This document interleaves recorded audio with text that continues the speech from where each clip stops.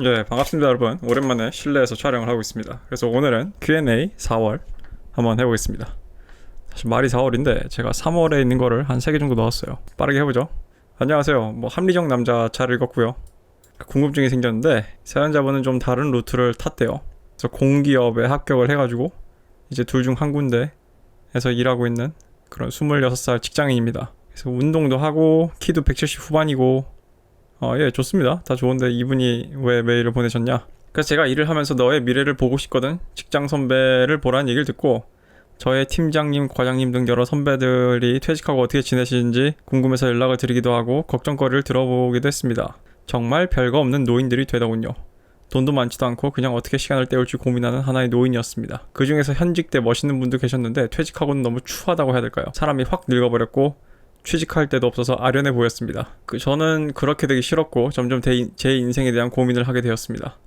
그래서 계획을 세우고 이행을 하는 중이고요. 야간 대학도 병행하고 점심시간이나 집에서는 따로 공부를 합니다. 그렇게 되다 보니 점점 자신을 벽에 가두는 것 같았다. 그래서 학창시절에 취직을 위해 공부할 때도 친구들을 거의 만나지 않았고 공부만 했었는데 연장선이 된 것 같다. 사람들이 연락이 와도 반갑지 않고 저의 약속을 통제했다. 일주일에 2번 이내로 사람들 만나기로 점점 내향적인 사람이 되다 보니 직장 동료들이랑 밥 먹을 때도 따로 빨리 밥 먹고 점심시간에 공부를 해야 된다. 직장 동료들이 제가 보기엔 너무 멍청해 보이기도 했고 제 인생에 도움도 안 된다고 생각을 해서 그랬던 것 같습니다. 물론 겉으로 티를 내진 않았지만 그러다 보니 여자친구에게 이별을 고하기도 하고 점점 더 말이 없어진 것 같습니다. 연애를 4번 정도 해봤지만 저는 알파와 베타 사이인 것 같습니다. 전부 다 소개팅으로 사귀었고 소개팅을 2번 하면 1번은 연애까지 했습니다. 하지만 제가 인간관계에 적극적인 사람이 아니기도 하고 그때도 저의 마음가짐이 데이트 신청은 내가 하지만 너도 나 마음에 들면 적극적으로 나와라 이런 마음가짐이어서 4번의 연애 전부 다 3번째 만남 혹은 그 이내로 여자 쪽에서 키스를 먼저 해서 사귀게 되었습니다. 심지어 섹스도 먼저 요구하더군요. 하지만 저의 내향적인 면이 그리고 집에서 쉬는 거 말 많이 안 합니다. 그리고 고집이 강한 부분이 마음에 안 들었는지 3번의 연애는 100일 전후에 깨지고 여자가 2번은 이별을 고하고 전 잡지 않았습니다. 마지막 연애는 400일 넘게 했으나 프레임 안에 들어온 연애였다. 자, 여기까지 해서 제 의견을 좀 말씀드려보자면은 공기업이라고 하시죠. 그래도 공기업이면 정년까지 될 텐데 우리 이제 평균 수명이 이제 80을 넘어서 90을 향해 가고 있는데 이게 65세 정년이라는 게 참 이제 60세도 제가 봤을 때는 사람들이 다 어려요. 젊어요. 어리다고 표현하기 좀 그렇고. 왜냐하면은 제가 어렸을 때 저희 외할아버지가 60세 때 할아버지 소리를 들으셨는데 저 어렸을 때는 진짜 60살이 할아버지였어요. 그래서 육갑잔 아니 뭐냐 그 60살에 한 잔치 있잖아요. 요즘 잘 하지도 않다 보니까 내 용어도 까먹었는데 그런 잔치도 하는데 요즘 그거 60살 먹었다고 잔치하면 욕먹죠. 아니면 단명한다 그러고 사람들이 그 정도로 시대가 바뀌었기 때문에 이게 정년이 60살인 거 일을 하는 게 특히 내가 이 직장에서 벗어나면은 다른 걸로 먹고 살 수 있을까? 라는 생각을 한다면은 그게 안 된다 하면은 사연자분 말대로 솔직히 그런 식의 직장 생활을 하는 사람들은 좀비에 가깝죠. 좀비. 근데 아마 많은 직장인들이 약간 좀 그런 위기에 처해 있을 것 같습니다. 그래서 사연자분은 되게 어린 나이에 굉장히 현명하게 처신을 하는 거라 생각을 하고요. 그리고 이 4번의 연애에서 마지막 연애 빼고는 100일 전에 여자가 깨졌다 그랬잖아요. 이거는 나는 나쁘다고 생각하지 않아요. 이거는 사연자분이 유감스럽게 생각할 부분이 아닙니다. 저런 식의 여자들이 있어요. 남자가 충분히 남자들한테서 많은 에너지를 뺏어야 되는 여자들이 있는데 저런 여자들 맞춰주면서 질질 끌고 다니는 것보다는 차라리 깨진 게 낫습니다. 그리고 마지막 연애는 400일 넘게 했다. 그런 나를 받아들이고 붙어있는 여자가 낫죠. 그리고 점점 고립되는 것 같다, 외로워지는 것 같다라고 하시는데 저는 이렇게 생각을 해요. 우리가 원하는 삶을 살아가고 사람들과 더불어 살아가는 그런 사회적 동물이긴 하지만 저는 학교 다닐 때 애들 사이에 낑겨 있을 때도 언제나 내적으로는 외로움을 느꼈거든요. 그래서 저는 언제나 아마 이 다음번에 가면은 나랑 마음이 맞는 사람을 찾을 수 있겠지. 그러니까 언제나 내적 외로움을 느꼈기 때문에 이 다음번에 어디인가를 가면은 나랑 맞는 사람을 찾을 수 있겠지라는 생각을 했는데 그 생각을 언제 접었냐면은 마지막에 편입을 하고 접었어요. 왜냐면 내가 편입 시험 합격하고 이제 나는 예술대학을 다닐 거고 내가 하고 싶은 걸 할 거고 그러면 나랑 마음이 맞는 사람들을 만날 수 있겠지 했는데 여전히 그런 건 없어요. 내 마음을 온건히 알아주는 사람이라는 건 흔하지 않습니다. 그래서 오히려 나이를 먹으면 먹을수록 점점 더 외로워질 것이고 사람이란 그렇기 때문에 우리가 어떻게 보면은 가족을 가지는 거기도 하고요. 그리고 가족을 가진다 해도 자식이 크고 사춘기에 들어가고 하다 보면은 외로워질 것이고 저는 글쎄요 사람들 커뮤니티에 퍼가는 글 보면은 외로움이 사람을 병들게 하고 스트레스를 유발하고 수명을 줄이고 이런 얘기 하는데 난 잘 모르겠어요. 그냥 이런 걸 썩기라 그냥 받아들여야 되지 않나 현실로. 그냥 인간 인생 자체가 그냥 외로운 것이다. 그래서 제가 이전에 그런 말 했잖아요. 성공과 실패는 개인적인 일이라고. 그 말을 도저히 못 알아듣는 쪼다들이 너무 많은데 그거 자체도 하나의 그냥 일부분인 거죠. 그래서 두서없이 이렇게 질문을 하셨는데, 그리고 이제 설거지론 같은 거 터지고 내 연애 횟수가 너무 적은 것 같기도 하고, 이렇게 열심히 노력해서 나중에 여자친구 좋은 일만 한다는 게, 그리고 그 여자친구는 지금도 남자랑 만나고 있겠지, 이런 생각이 좀 짜증이 난다. 그죠? 남자들이 특히 노력을 해가지고 배타적 측면을 준비한 남자들이 그런데, 제가 한편으로는 그래서 여러분들한테 이런 식의 굉장히 매운맛 레드필을 알려주는 거예요. 왜냐하면은 내 댓글 보면 좀 마음이 아파요. 하이 밸류 메일이 되고 앤드류 테이트처럼 하려면은 뭐 앤드류 테이트급은 돼야 된다라고 얘기하시는데, 나는 그렇게까지 생각은 안 합니다. 저는 자신이 가정의 경제를 상당 부분 책임지고, 아무튼 자신이 뭔가 책임을 지는 남자라면은 본인이 연봉을 얼마나 벌든, 일단 여자가 거기에 서미시브 하기로 했다면, 거기에 응하기로 했다면은 네 여자 네가 타협을 했든 뭘 했든, 눈을 낮췄든 뭘 했든 응했다면은 응당의 권리가 있어야 된다고 생각을 합니다. 왜냐하면은 남자가, 앤드류 테이트가 그때 영상에서 잘 설명했듯이, 남자가 뭔가를 테이블에 가져오는 데 있어서 얼마나 많은 그런 것들이 수반이 되는지 여자들은 그것에 대해서 감사하지 않는 여자들이 많거든. 특히 요즘 시대에는 이렇게 생각을 하잖아요. 요즘 남자들이 여자친구 좋은 일만 한다, 내가 지금 하는 짓이 결국 나중에. 근데 그 여자란 애는 지금 좀 다른 놈이랑 놀아나고 있겠지, 이 생각을 하신다면은 그것에 대한 보상 회로로 로맨틱한 그런 망상을 줄이고요, 멘탈 포인트 오브 리즌을 그만큼 자기 자신한테 두고요, 여자한테 서미시브를 요구해야 됩니다. 여자한테 굴종을 요구해야 됩니다. 나는 이 퐁퐁 결혼에서 말하는 뭐 굴종의 미학 이런 얘기하는 남자들 보면은 다 거세를 시켜야 돼요. 걔들은 이미 거세가 됐지만 굴종을 시켜야 된다고 생각을 해요. 이런 자신의 가치를 입증한 남자들은 그거를 가르쳐주는 게 우리 채널입니다. 그리고 그런 걸 해야지, 상위 레벨 남자에서 그런 게 돼야지, 항상 얘기하지만 하위 레벨 남자들도 좀 숨을 틔우고 살 수가 있어요. 그래야지 그때서야 이제 베타 게임이 의미가 있는 거거든. 이거는 마치 보수당이 진보당의 플랜카드를 죄다 뺏어가 버린 거랑 똑같은 거예요. 진보당이 진보당으로서 의미가 있으려면 보수당이 보수당다워야 되거든. 근데 이제 표퓰리즘 시대가 됐으니까 이제 진보당들이 다 죽어나는 겁니다. 그래서 제가 아직 군대를 안 다녀왔는데 소개팅을 나가보면 여자들이 너무 거만하게 굴어서 군대는 언제 갈 거냐, 제 비전을 얘기해줘도 제가 너무 저평가당하는 것 같아서 이럴 바에는 연애 안 해 라는 마음으로 블랙필을 먹은 것 같습니다.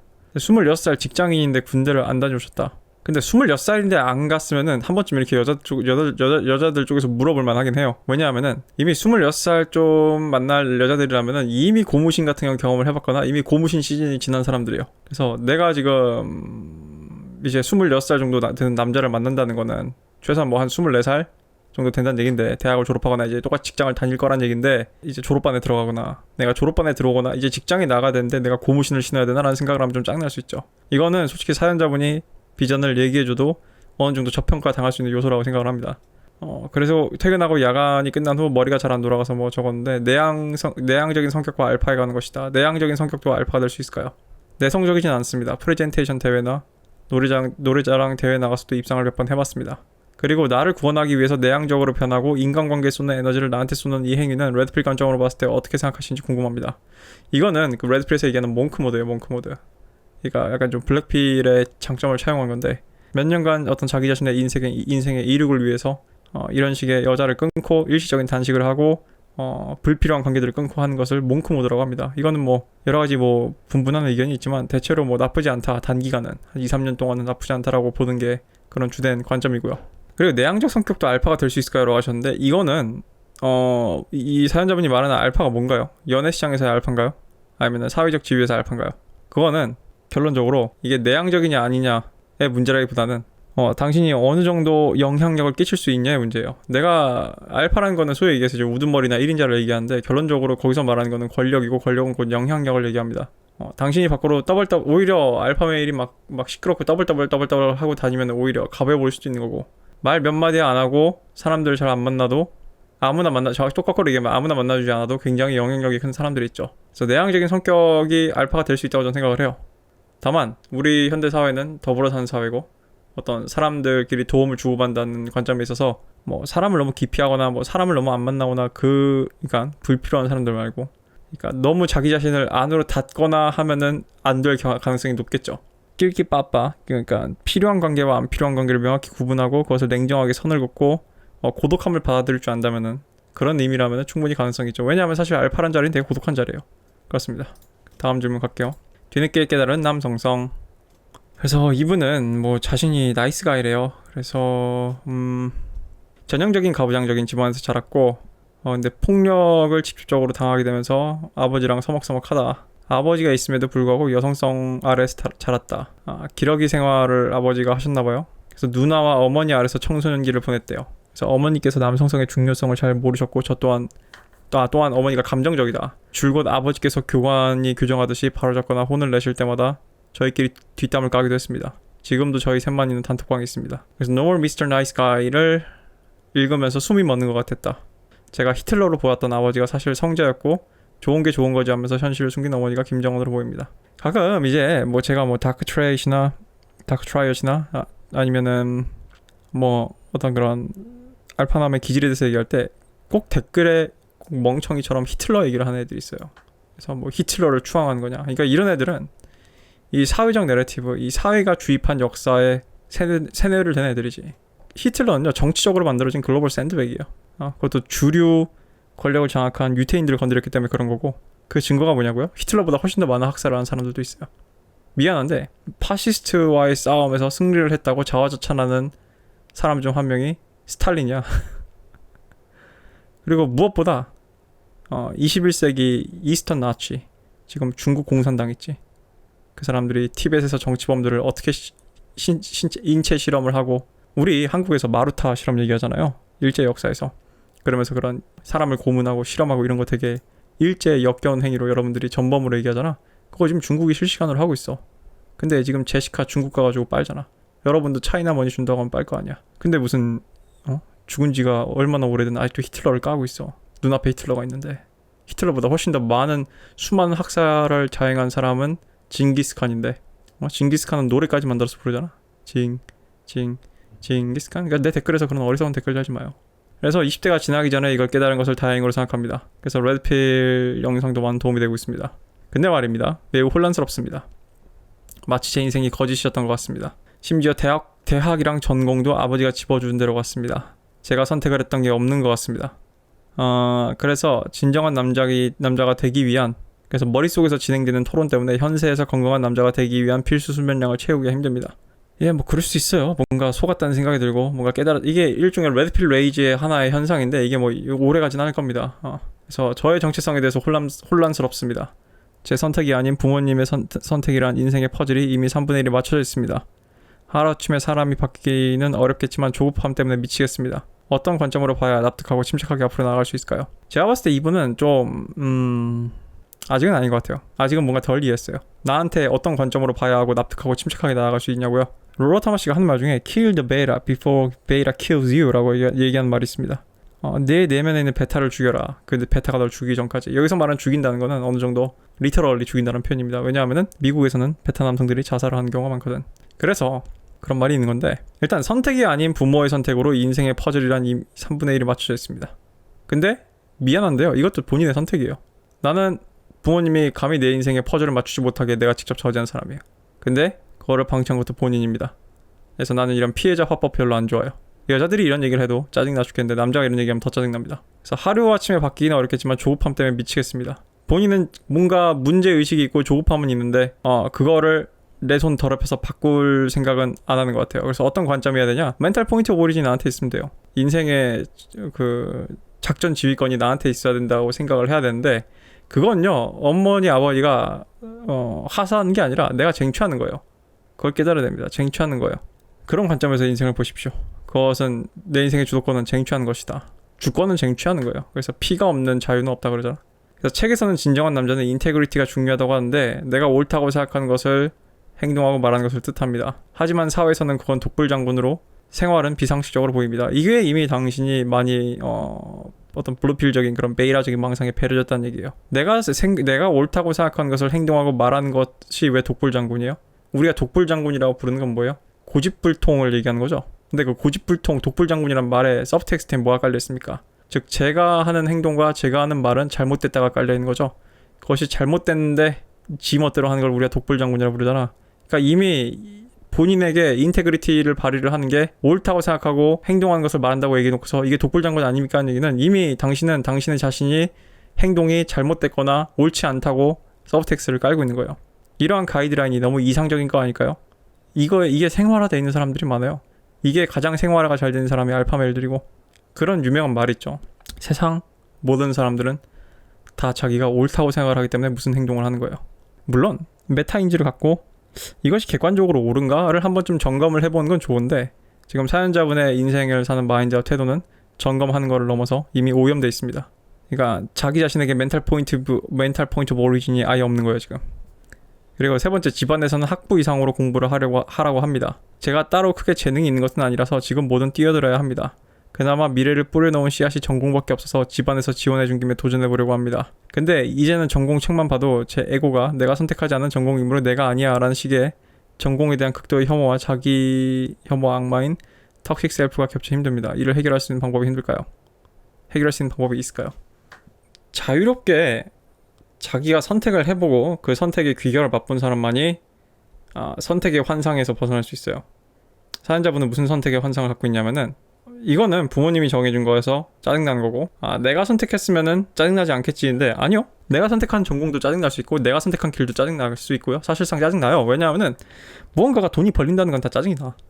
취미로 하는 거 아니면 다 짜증이 난다고. 뭘 전공해도 혐오가 생기고 뭘 전공해도 짜증이 나고 뭘 전공해도 힘들고 귀찮아요.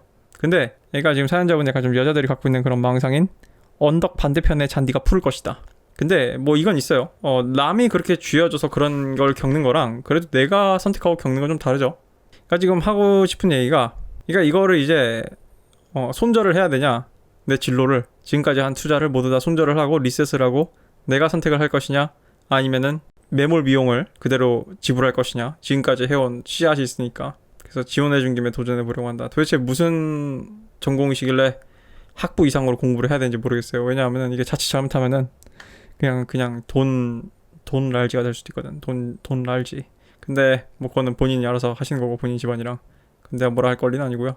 내가 한 가지 얘기할 수 있는 거는 이게 약간 좀 우리 세대, 특히 밀레니얼 세대 때부터 갖는 약간 좀 모종의 질병 같은 건데 우리 부모님 세대는 당장 먹고 살기 위해서 본인의 어떤 희망이나 원하는 거나 진로와 상관없이 그냥 뛰어들었어요. 저기 어디 청계천 가봐요. 왜 청계천 보면은 막 그런 가게들 많잖아. 뭐 전자기기 막 이런 거 만드는 그 사람들이 옛날에 다 전후 세대 때 전후 다 먹고 살기 힘들 때 그냥 일단 먹고 살아야 하니까 어깨너머로 배우고 도제로 배우면서 일 배워가지고 자립해가지고 상가 차리고 이런 사람들이거든. 그 사람들은 뭐 그게 거기서 열정이 느껴지고 꿈과 희망이어서 느꼈을까? 이상하게 우리 밀레니얼 세대 들어오면서 삶이 유복해지면서 꿈이 어쩌고저쩌고 뭐 흥미가 어쩌고저쩌고 열정이 어쩌고저쩌고 이런 속편한 소리가 앉아있는데 사연자분이 걱정할 거는 이게 내가 선택했냐 아니냐가 문제가 아니라 내가 여기서 기량을 펼칠 수 있냐 없냐의 문제예요. 그리고 저는 제 개인적인 경험으로 비춰보거나 제 관찰을 비춰봤을 때 뭐 열정을 따르면 돈을 벌 것이다, 열정을 따르면 성공한다, 뭐 일이 즐거워야 성공한다 이런 거 어느 정도 일리는 있습니다만 한편으로는 저는 이 말을 더 믿어요. 어떤 것을 처음에는 좀 좋아 보여서 하다가 한 2, 3, 4까지 숙달이 될 때까지는 이게 너무 힘들고 싫고 회의감이 든다. 그런데 이제 6, 7이 넘어가면서 슬슬 뭔가 잡히고 8, 9가 되면서 이게 뭔가 이해가 되고 잡히니까 재밌고 10이 되면은 마스터가 된다는 이런 식의 관점을 난 좀 더 지지를 해요. 그래서 사연자분은 뭐 지금 내가 선택했으니까 재미없고 그러니까 본인의 뭔가를 공부한다는 건 다 짜증나요. 뭔가를 숙달한다는 건 다 고통스러운 거예요. 근데 그것에 대한 그 핑계를 그걸 찾는 게 아닌가 생각을 해보시고요. 그것보다 해야 될 중요한 질문은 이 전공에서 내가 얼마나 기량을 펼칠 수 있는가, 또는 좌우지간 내가 이 전공에서 기량을 펼치려면 어떻게 해야 되는가, 그리고 이 전공은 실질적인 비전이 있는가를 고려를 해야 되죠. 내가 이렇게 자신 있게 얘기할 수 있는 거는 나는 내가 20대를 살면서 그냥 내 멋대로 내 인생을 다 살아봤기 때문이에요. 그렇기 때문에 나는 이렇게 얘기할 수 있는 건데 문제는 사연자분은 나랑 경험치를 공유하고 있지 않기 때문에 아마 보나마나 그렇겠죠. 보나마나 저 언덕 너머의 잔디가 푸르다고 생각을 하겠죠. 자, 안녕하세요. 이분은 사랑하는 방법을 잊어버린 남자에게 할 수 있는 조언이 있다면. 좀 질문이 긴데 오늘따라 좀 Q&A가 좀 질문이 기네요. 좀 줄여보겠습니다. 그래서 초등학교 2학년 때 그녀가 전학을 왔습니다. 그래서 2009년부터 19년까지 좋아하던 여자아이가 있었다. 10년을 좋아했다고요? 이거 좀 문제가 있습니다. 저는 평소에 타인에게 잘 끌리지 않는 타입입니다. 타인에 대한 흥미가 없는 편인데 이상하게 그 아이는 보는 순간 끌림이 느껴졌습니다. 벌써부터 이 원아이더스 냄새가 나지 않습니까? 이 블루필 메라 첨프의 판타지가 딱 느껴지는데 학교 생활을 같이 하며 우린 꽤 친해졌습니다.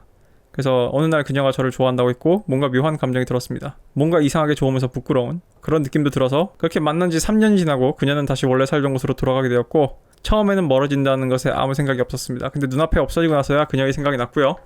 그녀가 해외로 갔나 봐요. 정말 먼 곳이라는 게 실감이 났다. 그렇게 2년이 더 흘러 중학생이 되고 나서야 제가 그녀를 좋아한다는 걸 알았습니다. 이거도 좀 뭔가 문제가 있는 거예요. 그냥 좋아하면은 그리고 솔직히 초등학교 때 좋아하는 감정이랑 2차 성징은 달라요. 나는 내가 유치원 때부터 여자친구가 있었어요. 근데 난 뭐 방송에서 얘기 안 하잖아. 왜냐면 셈을 안 치거든. 초등학교도 셈을 안 치고. 초등학교 2학년 때부터 10년간 좋아했다는 것도 그렇고 그거를 뭐 중학생이 돼서야 그걸 인정을 한다고? 이건 뭔가 더 얘기해보죠. 그래서 더 이상 만날 수 없다는 걸 알고 자꾸 생각나고 이 감정이 없어지길 바랬지만 사그라들지 않았고 고등학교 2학년 때도 도저히 견디기 힘들었다. 아니 도대체 남중 남고 나왔어요? 주변에 여자가 없었나? 그랬으면 인정을 합니다. 근데 아무튼 그래서 부모님끼리 어떻게 커넥션이 가능하지 않을까 해서 어머니께 부탁했고 어떻게 연락이 다 여름방학 때 딱 하루 그녀를 만나는 것이 가능했습니다. 정말 말하고 싶었던 좋아한다는 말을 했고 개연성 없는 7년짜리 인터스텔라 고백은 당연하게도 거절당했습니다. 그쵸, 여자 입장에서 크리피하죠. 크리피. 그래도 그렇게 마음을 전하고 나니 사랑한다는 감정을 사그라들 수 있었고 1년 뒤 그토록 바랬던 대로 저는 더 이상 그녀를 사랑하지 않게 되었습니다. 그리고 새로운 사랑을 할 수 있을 줄 알았습니다. 당연히 안 되죠. 아니 누군가를 좋아한다는 인지가 2년이나 걸려. 근데 그게 아웃 오브 사이트가 된 지 몇 년이 지났는데 그러니까 이 남성분은 혼자 지금 셀프 판타지를 만든 거예요. 내가 레드필에서 하지 말라고 하는 거예요. 자꾸 여자와의 관계에 드라마를 넣고 판타지를 넣고 의미를 부여하고 서사를 부여하고 이러지 말라고. 여자는 리플레이서블한 그런 식의 가치로 접근을 해야 된다고 얘기했잖아요. 그래서 2019년부터 빠르게 4번의 연애를 했지만 그러니까 이 남자가 뭐 어디 모자란 남자가 아니야. 4번의 연애가 가능했다며. 누구도 사랑할 수 없었다.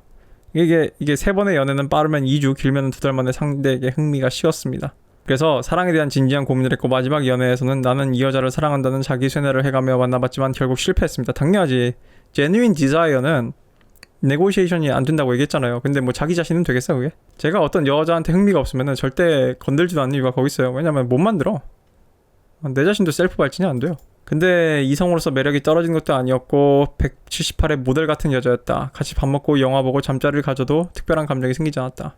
그리고 여자랑 노닥거리는 게 재미없다고 말하면 거짓말이겠지만 그것보다 재미있는 일이 세상에 많은 것 같습니다. 지금까지 포함해서 제가 사랑할 수 있었던 것은 첫사랑뿐이었던 것 같습니다. 멀리 떨어져서 짝사랑할 때 이 감정이 사라져줬으면 했는데 지금은 짝사랑이든 뭐든 누군가를 사랑할 수 있었다는 것 자체가 매우 위대하지 않아요. 이거는 위대하지 않아요. 이거는 구려. 제발 좀 무슨 아니요, 위대하지 않아요. 의미 부여하지 마요.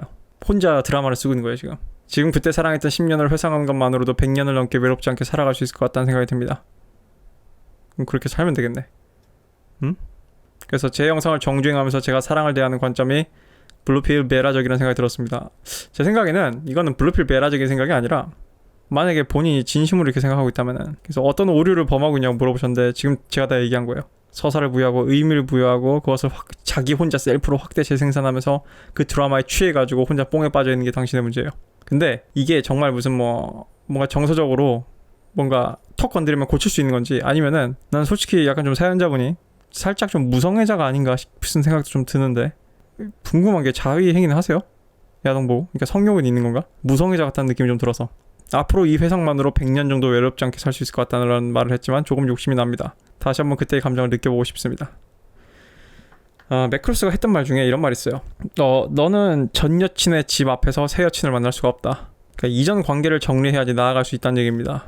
근데 사연자분은 유감스럽게도 이전 관계에 그것도 무슨 초등학교 때 2차 성징 이전에 있던 그런 관계에 대해서 너무 말도 안 되는 자기 혼자 그런 막 셀프 제너레이터로 막 돌렸어요.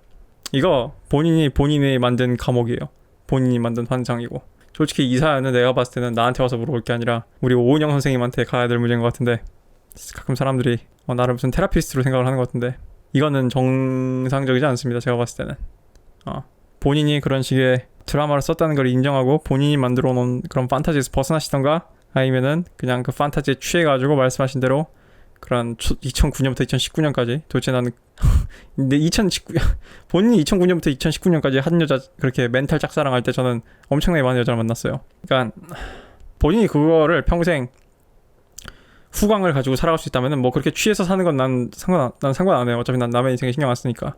근데 이거는 솔직히 사연자분이 블루필 베타적인 망상에 빠졌다고 보기도 어려운 게, 그렇다고 하기에는 연애도 정상적으로 할 수 있는 남자야. 그렇다면은 이거는 알파 베타 뭐 레드필 지식을 떠나가지고 약간 좀 정서적인 차원에서 뭔가 점검을 받을 필요가 있다고 생각을 합니다. 다음 질문입니다. 현직 공무원입니다. 7급 공무원이며 대학교 1학년 때 붙었고요. 30대 초반에 연봉은 5천 정도입니다. 30대 초반에 연봉 5천이면은 뭐 세후 하면은 얼마 정도 될까요? 3천대대로 내려올려나? 아무튼 뭐 나쁘지 않아요. 월급쟁이 치고. 게다가 대학교 1학년 때 시험이 붙었다면은 이거 대단한 거죠. 근데 머니 스테러스가 고정돼 있고 노력이 승진에 영향을 많이 미치지 못합니다. 그게 공무원의 장점과 단점이기도 한 것 같은데요.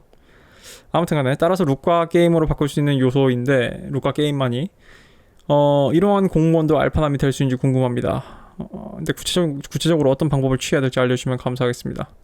얼굴은 평균과 잘생김 사이에 연애 횟수는 10번 이상, 게임은 잘 못하는 편이고, 그렇게 엄청나게 예쁜 연예인 같은 여자를 만나지 않고, 뭐 제가 일전에도 말씀드렸지만 엄청나게 예쁜 연예인 같은 여자는 잘 없습니다. 실제로. 그리고 저와 비슷한 외모를 가진 여성분들을 주로 만났습니다. 공무원이 현재 나쁜 직업은 아니지만 알파남이 되기에 이 얘기를 할게요. 컨텍스추얼 알파라는 게 있습니다. 맥락적 알파. 뭐 여러분이 노려야 될 대부분의 것들은 맥락적 알파예요. 예를 들면 여러분이 테니스 동호회에 있는데 그 중에서 제일 알파남이다. 그러면 동호회에서 만난 여자랑 만날 수 있는 거고요. 여러분이 대학에서 있는데 여러분이 제일 알파남이다. 또는 동아리에서 여러분이 제일 알파남이다. 그러면 거기에 있는 여자는 당신을 알파남으로 볼 거예요. 전체 매크로로 땡겼을 때 알파메일은 상위 5% 이내의 남자들이기 때문에 대부분의 95%의 남자들은 해당이 되지 않고요. 만약에 레드필 지식이 그런 95%의 남자를 위한 지식이었다면은 글쎄요, 별로 여러분들한테 소용이 없겠지만, 우리 롤로타마 씨가 말하기에는, 정확히 얘기하면은 알파가 된다는 거는 여러분이 상위 5% 남자가 된다기보다는 여자를 프레임에 잘 넣을 줄 아는 남자가 된다는 거고요. 그리고 사연자분이 지금 30대 초반인데 연애를 10번 이상 했다는 얘기는 군대 갔다 온 거 계산하면은 연애를 거의 쉬지 않았다는 얘기예요. 그러니까 이 남자는 굉장히 뭐 부족한 남자가 아닙니다. 연애를 잘하고 있는 남자고요. 그래서 결혼을 고려해야 할 시기에 레드필을 접하게 됐다. 일단 뭐 저를 발전시키고 싶지만 그 방법을 알 수가 없습니다 라고 하셨는데, 일단 기본적으로 제일 쉬운 게 룩이죠. 뭐 눈썹을 문신을 하거나 뭐 운동을 한다거나, 특히 남자들 같은 경우는 좀 헤어스타일을 바꿔본다든가. 그래서 제가 이제 연기 배울 때는 선생님께서 어떤 충고도 해주셨냐면은, 너희들이 살면서 한 번은 저기 압구정에 있는 연예인들이 가는 헤어샵에 가가지고 스타일링을 받아보는 경험을 하는 것도 좋다. 그래서 니들이 생겨먹을 수 있는 것 중에 가장 아름답게 뽑아낼 수 있는, 가장 잘생기게 뽑아낼 수 있는 게 뭔지 한번 볼 필요가 있다, 이렇게 얘기하신 적이 있거든. 영상 연기 가르쳐주신 선생님들 중에. 그런 부분이 있고요. 그리고 게임 같은 경우는, 글쎄요, 게임을 잘 못하는 분이 어떻게 연애 횟수가 10번 이상인지 잘 모르겠어요. 본인은 여러분이 이 게임 하면은 약간 기본적인 이런 거 있어요. 원래 게임 하면은 약간 좀 플레이보이가 된다는 느낌과 비슷한 건 좀 있긴 해요. 근데 죄송하지만 여러분, 모든 남자는 게임을 합니다. 나도 게임을 하고, 그냥 게임은 어렵게 생각할 거 없이 모든 남자가 각자 자기 머릿속에 있는, 나는 이렇게 해야 여자를 꼬신다, 이렇게 하니까 되더라, 여자는 이렇게 해주면 좋아하고 이렇게 하면 효과가 있다라는 자기만의 모든 그런 공식을 다 게임이라고 해요. 그래서 꼭 뭔가 여러분이 게임이 있어야 된다 하면은 뭐 100%다 무슨 플레이보이라고 생각을 하시는데, 플레이보이 기질을 좋아하는 남자도 한정이 돼 있고요. 그리고 실제로 그걸 할 수 있는 남자도 100%는 아니에요. 모든 남자들이 할 수 있는 건 아닌데, 최소한 그래도 레드필에서 게임을 배우라고 얘기하는 거는 awkward 또는 creepy한 이상한 상황을 만들어내는 거를 방지하는 데 목적이 있기도 해요. 그러니까 이상한 방향으로 흘러가는 걸 방지하는 목적도 있고. 애초에 그리고 공무원이라는 걸 여러분이 왜 합니까? 여러분이 뭐 고위공무원 한 고위공무원 되고 싶어서 하는 경우가 아니라면은, 사실상 공무원이 되겠다는 마인드 자체는 요즘 공무원의 인기가 많이 식었지만 안정성이에요, 안정성. 그래서 한동안 내가 걱정을 했었죠. 우리나라의 최고의 똑똑한 인재들이 공무원이 되고 있다는 것은 나라의 미래가 없어지고 있는 거라고. 그리고 공무원은 문재인 정권 때 뭐 일자리 창출이라고 본인들이 프로파간다를 했지만, 사실상 공무원은 그 비용 증가예요. 왜냐하면 공무원은 가치 창출이 아니거든. 사업가가 일자리를 창출하는 것과 정부가 공무원을 늘리는 것은요, 일자리 창출이 아니에요. 그거는 세수 비용 증가예요. 그걸 일자리 창출이라고 얘기하는 건 사기입니다. 아무튼 중요한 거는, 그렇기 때문에 애초에 공무원을 하겠다는 마인드 자체가 어떻게 보면 알파랑 거리가 먼 거예요. 근데 그거를 하면서 만약에 상위 5% 안에들은 그런 알파남이 되고 싶다, 그러면은 사연자분은 할 수 있는 방법은, 이 오빠는 뭐 외모도 그냥 준수하고 되게 재밌고, 그래서 이 오빠 섹시한데, 근데 이 오빠가 5급 공무원이야? 뭐 직업도 나쁘진 않은 애가 돼야 돼요. 그러니까 본인이 어떤 흔히 레드필에서 얘기하는 알파남의 인생을 살고 싶다면은, 본인을 우러러볼 수 있는 여자, 그런 여자를 만났는데 당신이 5급 공무원인 거는 C 플러스 알파인 거지. 야, 이 오빠 되게 재밌고 이 오빠 되게 좋고 한데, 야, 이 오빠가 그래도 직업이 있는데 직업이 5급 공무원이고, 야, 30살 초반인데 연봉이 5천이야? 나쁘지 않은데? 가 되면 돼요. 근데 그 여자를 어디서 만날지 나도 몰라요. 근데 그걸 위해서 무슨 노력을 할 수 있냐고요? 아까 말씀드렸듯이 외모를 좀 더 개선을 한다든가, 아니면 아예 뭐 그냥 바디 프로필을 찍을 수 있을 정도로 그냥 몸에 그냥 몰빵을 해본다든가, 아니면은 어차피 뭐 공무원이면 이제 뭐 루틴 아니에요, 일과가. 그러면은 뭐 주말에 강남에 이런 데 클럽 가가지고 좀 놀아본다든가. 아직 30살이니까 솔직히 나이 더 먹기 전에 30살 중후반 가면 이제 그것도 힘들어질 거 아니야. 나이 더 먹기 전에 클럽 같은 데 가가지고 좀 놀아보는 경험도 하는 게 좋을 수 있겠죠.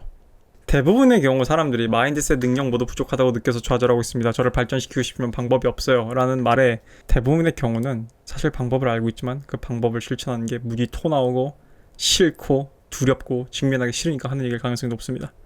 방법을 찾는다는 거는 그렇게 막 거창한 걸 한 게 아니에요. 내가 알고 있는 방법을 일단 적용을 하고 사용을 하는 겁니다. 레드필 코리아님 안녕하세요. 평소에 유튜브 영상 잘 시청하고 있으며 최근에 승승장구하시는 것 같아서 기분이 좋습니다. 다름이 아니라 20대 후반 남성으로서 결혼에 대해 많은 고민이 있어서 질문드리고 싶습니다. 저는 20대 내내 연애는 거의 쉬어본 적이 없으며 특이한 점이 있다면 2년을 넘기는 상당한 LTR이었다는 것입니다. 롱텀 릴레이션십. 몇 번의 헌팅이나 가까운 지인과의 원나잇 또는 짧은 파트너를 맺어본 적이 있으나 그 쾌락들이 크게 와닿지 않았고, 이성과의 건강하고 깊은 정신 및 육체적 교감에서 오는 행복감이 더 커서 그랬던 것 같습니다. 저는 100% 공감합니다. 작년에 여친과 헤어지고 스스로에 대한 고찰에 빠짐과 동시에 레드필을 접하게 되면서 결혼에 대한 깊은 고민이 생겼습니다.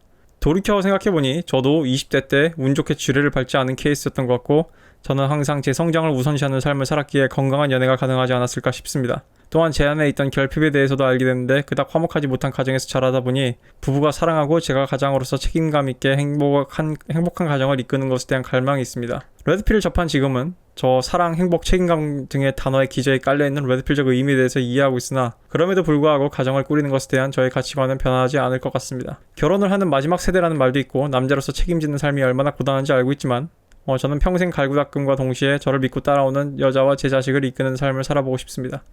굉장히 좋은 동기부여라고 생각을 합니다. 근데 그런 저의 스탠스가 레드필인지 퍼플필인지 블루필인지는 모르겠으나 확실한 건 여자를 잘 골라야 할 것 같다는 점인데요. 레드필을 보면서 느낀 점은 여자가 경험이 많든 적든 알파 위도우든 여자가 능력이 더 좋든 결론은 여자가 내 프레임 안으로 들어왔냐가 본질인 것 같다는 생각이 듭니다. 처녀도 만나봤고 남성 경험이 있는 여자도 만나봤지만 10번 정도 있대요. 결국 이 여자라는 게 제 프레임 안으로 들어오면은 그 다음부터는 경험상 다 그 여자가 그 여자라는 생각이 들다 보니 그 다음부터 이제 가치관, 외모, 지능 등을 보는 게 맞나라는 게 최근 저의 생각입니다. 그래서 레드필 코리아님께서도 영상에서 좋은 여자는 나의 남성성을 인정하고 리드에 따르는 여성이라고 하셨는데, 그 기준만 충족한다면 내가 이끌어갈 만한 여성의 최소한의 조건은 다 갖췄다고 할 수 있나? 라는 궁금증이 생겼습니다. 제가 봤을 때 한 절반, 시작이 반이다란 말의 그 반이에요. 나이가 많은 여자가 안 좋다. 자, 그래서 질문 1, 나이가 많은 여자가 안 좋다, 경험 많은 여자가 안 좋다, 이런 것도 결국 그런 여자들이 프레임 안으로 들어오기 어려워서 그렇지, 들어오기만 한다면 결국 그 여자가 그 여자 아닐까요? 자, 이게 여기서 함정이 뭐냐면요, 사연자분 얘기가 본질적으로 맞는데요, 나이가 많거나 경험이 많은 여자들은요 일단 프레임에 잘 안 들어오고요, 그리고 본인의 에피파니 페이지가 다가오면 프레임에 들어온 척을 합니다. 그래서 결혼하고 나서 화장실 들어오고 나가는 경우가 다른 경우가 많아요. 그 룰 제로의 모던 라이프 데이팅 존이 이런 얘기를 했죠. 여자가 에피파니 페이지에 와가지고 발등에 불이 떨어졌을 때는 알파가 아닌 남자가 없다. 그리고 2번, 제 인생의 기준은 제가 정해야겠지만 인생 형님으로서 후배의 이런 의견에 조언을 부탁드리고 싶은데, 레드필 코리아님은 어떤 여자가 결혼에 적합한 여자라고 생각하시는지 궁금합니다. 자세히 알려주시면 재밌는 영상이 될 것 같습니다.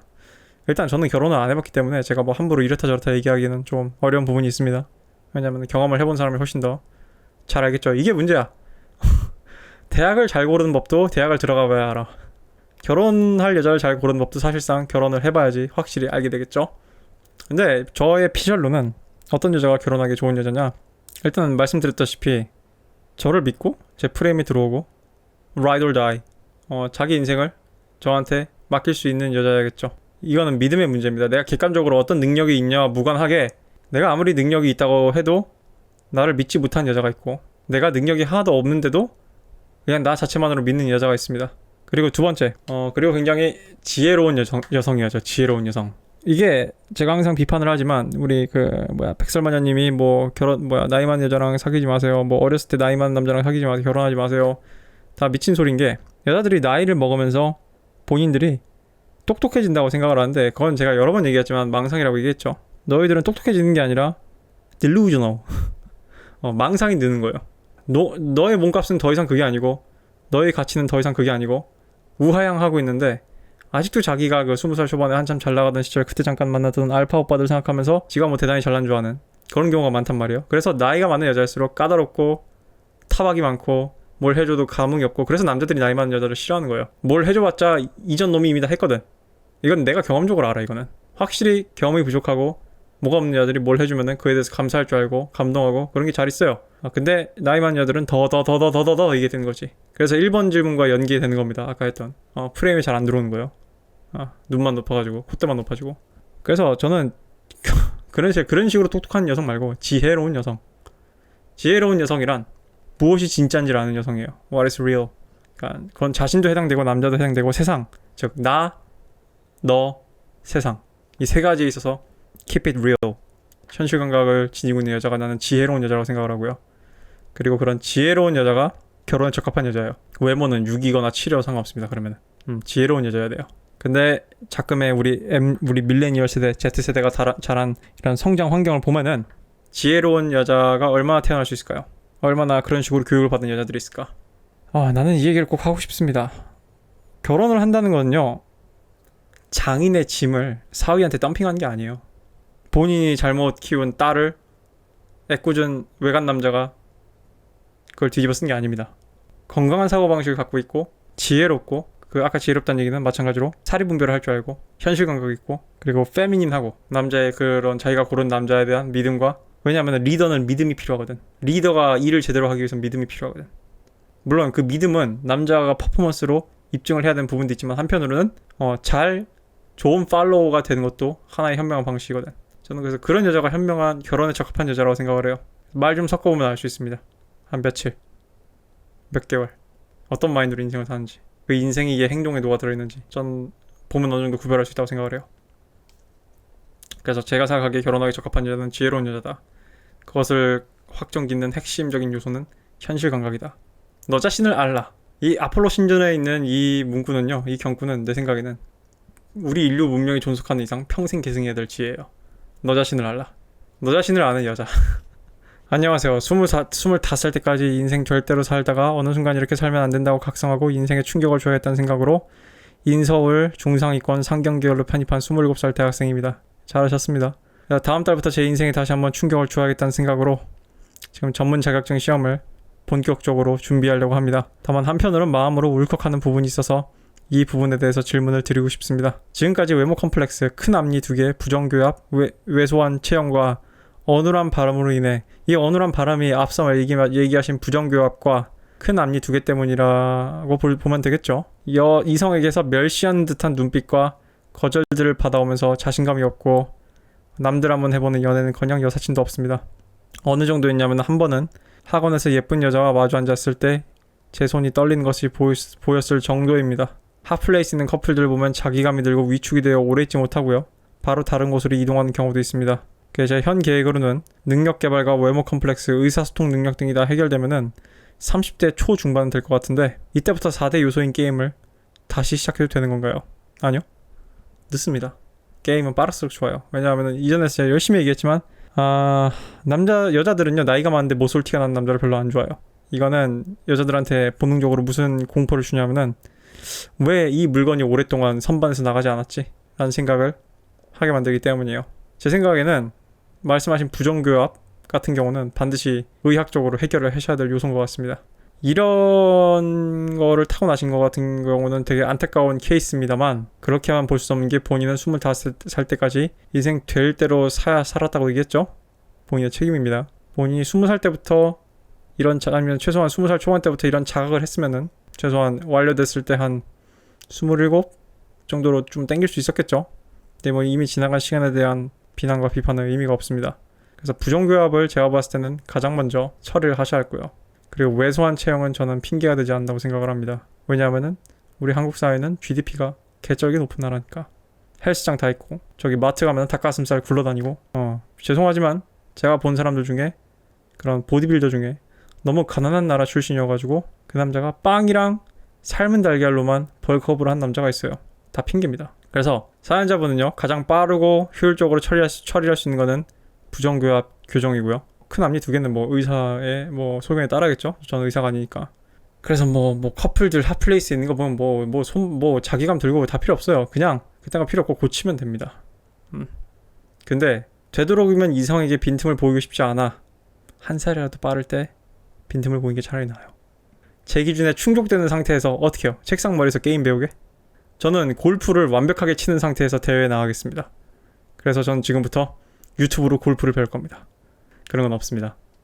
부정교합 빨리 하시고 부정교합부터 조지고 여자를 만나십시오. 그리고 본인한테 너무 많은 시간을 줬어요. 그 완료됐는데 5년이요? 모르겠어요. 뭐 상경계열이면 뭐 CPA 같은 거 보는 건가요? 그런 시험은 30살까지 걸릴 수 있다 치는데 금방 고칠 수 있는 것들, 외적인 것들을 하루라도 빨리 시작을 하시는 게 좋을 것 같습니다. 안녕하세요. 고민이 많아서 질의드리게 되었습니다. 저는 억대 연봉의 직업을 갖고 있는 사람입니다. 직종은 신상이 들킬 것 같아서 밝히지 못하겠습니다. 나이는 29입니다. 키는 168에 얼굴은 평범합니다. 잘생기지도 못생기지도 않았습니다. 몸은 운동을 하고 있긴 하지만 평범합니다. 살면서 알파남이라고 생각해 본 적이 없고요. 베타남이라고 생각해 본 적도 없습니다. 그 사이에 중간인 것 같아요. 제가 봤을 때 사연자분은 전체 매크로로 땡겨보면은 그래도 뭐 월급쟁이라는 라인업 중에서는 알파급이고요. 만약에 뭐 베타를 해도 뭐 이게 의미가 있겠냐면은 굳이 알파 베타 나누는 게, 왜냐면 본인은 밑에 사연 보니까 여자를 엄청 잘 사귀었더만. 그럼 된 겁니다. 아무튼 뭐 그러면은 뭐 베타 중에 거의 뭐 상위 랭킹이겠죠. 그래서 결론적으로 여성 편력을 끊지 못하는 게 이 남자의 문제예요. 연애만 10번 넘게 했고요. 다 세질 못하겠다. 근데 계속해서 더 예쁜 애, 더 성격 좋은 애 이렇게 찾는 것 같아가지고 정착하기가 어렵습니다. 심지어 4명의 여자를 동시에 만났던 적도 있고요. 야, 플레이보이네 이 남자. 키 168에 이게 됩니다, 여러분. 예쁜 여자애들입니다. 한 명은 귀여움 담당, 한 명은 섹시 담당, 한 명은 얼굴만 이쁨 담당, 한 명은 지성미 담당. 무슨 엑조디아 카드입니까? 연애의 4 Horsemen야? 연애의 4기수야? 죄책감과 함께 내가 과연 이 여자에게서 마음을 다 바쳐 결혼을 하고 가정을 이룰 수 있는지에 대한 고민이 많이 듭니다. 저는 어떤 여자를 봐도 결혼하고 싶은 생각이 들지 않습니다. 소개팅만 한 몇백 번 했대요. 뭐 구체적인 횟수를 밝히지 말아 달랍니다. 신상에 노출될까봐 두렵습니다. 그 중에 결혼을 할 결심도 그 정도로 마음에 들던 사람이 없었대요. 근데 얼마 전에는 길거리에서 마음에 들어서 번호를 따고 밥도 함께 했지만 마스크를 벗겨보니 마음이 확 식어버린 적도 있었습니다. 인스타에서 예쁜 사진 올리는, 예쁜 동영상 올리는 그런 사람들 만난 적도 많습니다. 그러나 그들의 화장에 지운 얼굴, 실물 얼굴 보면서 모든 여자가 매 순간 아름다운 것은 아니구나. 내가 얘기했죠. 외모 토익 700 영상에서. 하지만 연예인이 오더라도 변하지 않을 것 같습니다. 심지어 방송 계열 사람을 만났던 적도 있어요. 전 제 미래가 너무 창창할 것 같아서 기대가 많고요.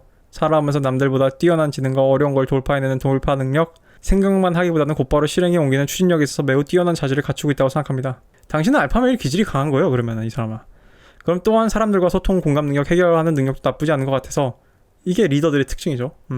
남들부터 유튜버를 해보라는 얘기는 가끔 듣습니다. 그러나 유튜버를 할 생각은 없습니다. 현재 직장에서도 앞으로 연봉은 더 오를 것이고 그대로 있더라도 좋겠지만 향후 더더욱 높은 돈을 벌 기회가 있다면 기회를 잡으려고 항상 노력하고 있습니다. 제가 학생 시절에는 이런 생각을 꿈에도 해본 적이 없고 그냥 적당한 여자 만나서 잘 살아야지라고 생각했지만 이른 나이에 아주 어려운 과정을 통해 직장을 갖게 되었고 그 속에서 두각을 나타내며 앞으로는 더욱 성장을 가능한 무궁무진한 사람 중 한 명에 속한다고 생각합니다. 물론 남자가 한 분야보다 남들보다 더 뛰어난 실력을 키우는 과정은 정말 어렵습니다. 어떤 영역이든 뼈를 깎는 고통이 따르지만 저는 이를 감내할 만한 성향을 타고났습니다. 본인은 알파메일 기질이 있는 거예요, 그러면.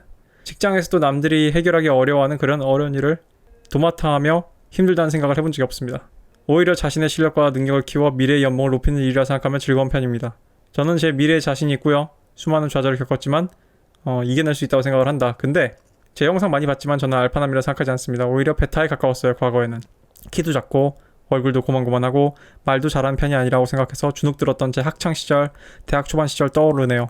그러나 운동을 하면서 제 능력과 수입을 올리면서 다른 사람들 앞에 많이 서게 되면서 제 인생이 매우 달라졌고 수많은 경험들로 인해 지금은 완벽히 다른 사람으로 살아가고 있는 건 맞습니다. 사연자분 과거에 얽매이지 마요. 남자는 거듭나는 성별이에요. 거듭났으면 과거는 신경 쓰지 마세요. 그럼에도 불구하고 한 여자에게 정착하는 것은 가정을 이루는 것은 과연 순수하게 내가 한 여자만을 사랑할 수 있는가에 대해 묻는다면 정말 대답하기 어려운 것 같고 앞으로 여자를 대하는 마인드에 있어서 어떤 식으로 살아가야 할지 모르겠습니다. 일단 제가 하고 싶은 말씀은 뒤에 메일 하나 더 보내셨네. 제 친구들이 여자로부터 감동을 느끼고 이 사람만큼은 날 제대로 알아준 사람이 없다. 영원히 교감하는 느낌이 들 때 온전히 사랑하게 되어 결혼을 결심하게 된다고 말하는데요. 저도 여자들에게 감동을 주고 여자들에게 영혼의 교감을 느끼고 이 여자가 진심으로 나를 사랑하는구나 하는 느낌을 받을 때가 많습니다. 그러나 아주 먼 미래까지 생각해본다면 결혼까지 결심은 서지 않더군요. 아무리 성격이 좋고 아무리 예쁘더라도 말이죠. 사실 이 세상에 완벽하게 예쁜 사람이 있는가라는 생각도 듭니다. 연예인들을 봐도요. 이로 인해서 수많은 여자들을 울렸고 참 가슴 아픈 이별들도 많이 했습니다. 어떻게 해야 될까요? 이쯤 되면 이제 슬슬 댓글에서 이제 또 알파 호손이 나왔다고 여러분들이 뭐 타박을 하실 것 같은데, 뭐 일단 이분의 메일이 사실적시라는 거를 간주를 하고 답변을 해보자면은, 특히 마지막 얘기는 전 참 와닿습니다. 이게 뭐 주작을 한 거더라도 참 잘 주작을 했어요. 왜냐면은 맞는 얘기를 했거든. 흔히 제 친구들이 여자로부터 감동을 느끼고 이 사람만큼은 날 제대로 알아봐준 사람이 없다. 영혼이 교감하는 느낌이다. 그래서 사랑하게 됐고 결혼을 결심하게 된다는 베타들의 화법이에요. 내 인생에 여자가 흔하지 않았는데 이 여자는 나를 무지 사랑해주네. 넌 나의 영혼이야. 넌 나의 걸이야. 난 너랑 결혼할래. 근데 알파메일들의 관점은 이 후자야. 이 여자도 뭐 그래 뭐 그 얘기 뭐 교감을 느낀 것 같긴 하고 날 사랑한 것 같긴 한데 난 한 여자 못 고르겠어. 왠 줄 알아요? 옵션이 너무 많거든. 그러니까 이게 옵션이 없는 남자와 옵션이 많은 남자의 철학의 차이예요. 그렇습니다.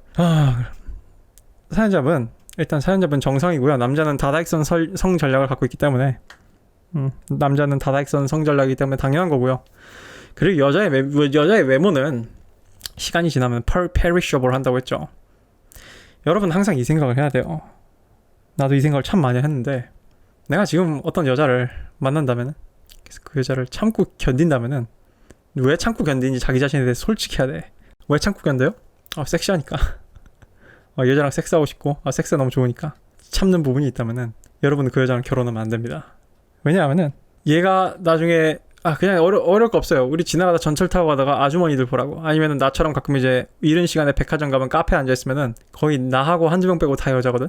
아줌마들, 팔자 좋은 아줌마들, 남편 잘 만나가지고 그 시간에 저런 비싼 백화점에 나와가지고 다른 아줌마들이랑 수다 떨 시간 있는 그런 아줌마들, 성적 매력이 느껴지는지, 그게 결혼 생활이라고. 내가 일전에 얘기했죠. 그럼 왜 결혼을 한 남자는 그런 아내를 떠나지 않아요? 첫 번째, 내 자식의 어머니고. 두 번째, 이 여자가 최고의 시절을 나한테 줬고. 세 번째, 이 여자가 나를 최고로 선택을 했고 날 믿었으니까 그 믿음에 따른 그 명예를, 내 자식의 어머니고 최고의 시절을 나한테 줬고 이 여자가 하이퍼거미 필터로 나를 선택을 했다는 퐁퐁결혼이 아니라면은 그런 식의 명예직이에요, 일종의. 그렇기 때문에 아내가 나이가 먹고 살이 찌고 쭈글쭈글 해줘도 능력 있는 남자가 그 아내를 계속 봐드리고 지키고 하는 거예요.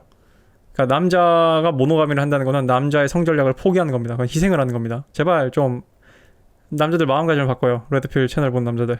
능력 있는 남자가 결혼을 하고 정조를 지키는 거는, 그거는 당연히 해야 될 걸 한다기보다는 남자가 희생을 하고 있는 거예요. 물론 아버지로서는 당연히 해야 될 행동이기도 해요. 근데 내 얘기는 결과가 같더라도 거기까지 도달하는 마인드를 좀 바꾸라고. 이분이 고민하는 게 뭐예요? 그래서 이분이 뭘 고민을 하냐? 사연자분은요, 지금 나이가 29살인데 이제 본인이 결혼을 하고 싶다면은, 그래서 정착을 하고 싶다면은 마인드를 좀 바꿀 필요가 있습니다. 근데 본인이 난 그냥 이런 인생이 좋다 하면은 본인은 좀 잘 살고 있어요. 본인은 계속 저는 알파로 생각하지 않습니다. 저는 알파가 아닙니다 하는데 이미 몸뚱이로 행하는 건 다 알파들이 하는 짓을 하고 있어. 솔직히 요즘 잘 사는 남자들이 다 결혼을 꺼려요. 유명한 배우들도, 심지어 남자 배우들도, 성공한 배우들도 결혼을 안 한 배우들 많잖아요. 예를 들면 이정재. 아니면 결혼을 늦게 하던가. 남자들도 알거든. 책임이라는 걸 이제 알거든. 그리고 내가 이렇게까지 했는데, 내가 이렇게까지 이뤘는데 여자를 고르기가 힘든 거야. 왜냐면 워낙 정신 나간 년들이 많으니까, 요즘 시대는. 그리고 여자의 가치는 시간이 지날수록 시든다는 걸 아니까 그 재미를 놓치기가 싫은 거야, 남자들이. 근데 결론적으로 결혼을 할 거라면은 사연자분은 잘 됐어요. 더 이상 어떤 여자를 봐도 더 이상 예뻐 보이지 않고 과연 진짜 아름다운 여성이란 있을까라는 생각이 든다며요. 그러면은 사연자분은 이제 예쁜 여자를 못 사귀어서 그런 선택을 한 게 아니라, 그런 선택을 못 하는 게 아니라 안 하는 경지에 오른 겁니다. Good for you. 잘 된 거예요. 그러면은 제가 아까 지금 Q&A니까 영상이 쭉 나오잖아요. 이전 영상에서 제가 얘기했던 지혜로운 여성을 찾아서 정착을 하면 됩니다. 사연자분이 원하는 결혼 생활, 그런 모델, 그런 기준에 맞는 여성을 이제 찾아놨으면 돼요. 그리고 제가 이전에 결혼 영상에서도 얘기했지만, 그리고 좀 전에도 얘기했지만, 인정할 건 인정해야 됩니다. 결혼을 한다는 거는 성장하는 거예요. 어떤 성장이요? 뭔가를 버려야 된다. 본인의 다다익선 성전략을 희생해야 된다는 거를 인정을 하십시오. 희생 없이 얻는 건 없다는 거를 지금 본인의 설명을, 본인이 어떤 식으로 억대 연봉에 이르게 되는지 설명을 들어보면 본인이 더 잘 아시겠죠? 남녀관계도 마찬가지입니다. 뭔가를 얻으려면 뭔가를 버려야 돼요. 완벽한 여자는 없습니다. 그래서 제가 일전에 여자 외모 토익 700 영상을 찍은 거기도 하고요. 그래서 그런 식으로 그러니까 지금 사연자분이 본인의 진로와 본인의 직업에 적용하고 있는 그런 식의 마인드를 여자한테 적용을 하십시오. 인정을 하고요. 환상에서 벗어나고요.